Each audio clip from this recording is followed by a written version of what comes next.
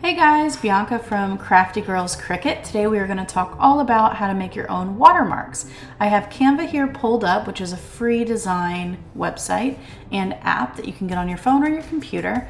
We're going to use a template for Instagram, but really any template will work.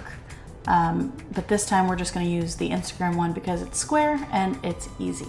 So I'm going to click social media. I'm going to pull up the Instagram blank and we're going to get started. So now that I have it open, I'm going to head over here to the text. As you can see on the left side, we have an entire bar over here full of goodies. So I'm going to go over to the button that says text. I'm going just to select the biggest text. It's just for the easiest. Then I'm going to type in what I want. I'm going to go ahead and use our logo, Crafty Girls Cricut. And then what you'll see I'm going to do is, and the size doesn't really matter right now, and neither does the color. I'm going to make it diagonal. I'm going to drag it around, kind of see where I want it to be. And then I'm going to go over here to the right hand side and you're going to see a duplicate button. It's two squares with a plus. And that creates an exact double. So you'll see me go on and make a bunch of doubles, or a bunch of duplicates, and I'm going to go through and size them for different sizes, because when you use multiple sizes it makes it a lot harder for people to go through and erase them if they're trying to take your digital things you've created. So I'm just going to take these, I'm going to make some of them bigger, some of them smaller, and I'm just going to move them around the screen until I feel like it's a pretty good coverage. And so it's important. I'm going to make this one really small because you'll notice if you make them really small, it's even more intricate and it's harder for them to erase off of your images. So I'm just going to do this a few more times, making them again bigger, smaller, all different sizes. It just makes it harder for someone to erase it off of your work. So once I get this kind of where I want it, then I'm going to, I think I'll do one more. We'll make it up here, make it maybe like a medium size. Yeah, one more, I think. I just want it to cover all of the surface, and then you'll see what I'm going to do from there. So I think that looks good. So I'm going to click and drag. Well, actually I need to start up higher.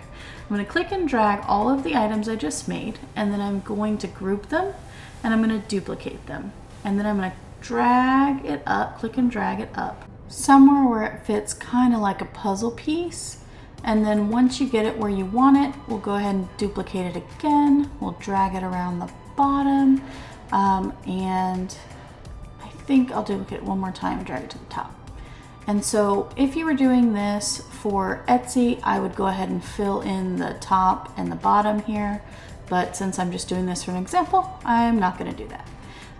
So next you're going to click and drag and select everything you just made, and you're going to select the transparency button and we're going to bring it down. Now you can see it almost makes it disappear, but the great thing about this is you can move it up or down to kind of get it where you want it. So if you want it darker or lighter, it's really up to you. So now that I've done that, I'm going to go over here to the download button. I'm going to select, I think I'll try JPEG. I like 70%. Well, actually I need it to be transparent, so we're going to go ahead and do PNG. And then we're going to select transparent background and select download. So once it's downloaded, we are going to open up a new screen. Okay, so I've opened up a new screen, same size just for ease. I just use the Instagram square. I'm going to go over to this left panel and select elements, and I'm just going to pick a random picture. Let's say this is a pretty graphic that you've created. I'm going to make it a little bit bigger so that it's easier for you guys to see. This would be something, let's say, you might put on Etsy. Then I'm going to go over here to uploads. I'm going to select upload media, and I'm going to scroll through and find the item that we just made. Here we go. And then what you're going to do is you're going to click it, and it's going to show up over your whole picture. And there you go. Now you've got your own watermark. Now the beauty of this is once you've sized it right, you can head over here to the transparency button and you can continue to make it lighter if it was too dark for your liking. And there we go. So there you have it. Now you've got your watermark. It's time to download it. So I wouldn't suggest having a transparent background. I would suggest having solid. So for that, you can use a JPEG. Well, I hope you guys enjoyed this quick, easy way to make your own watermark. Thank you for watching.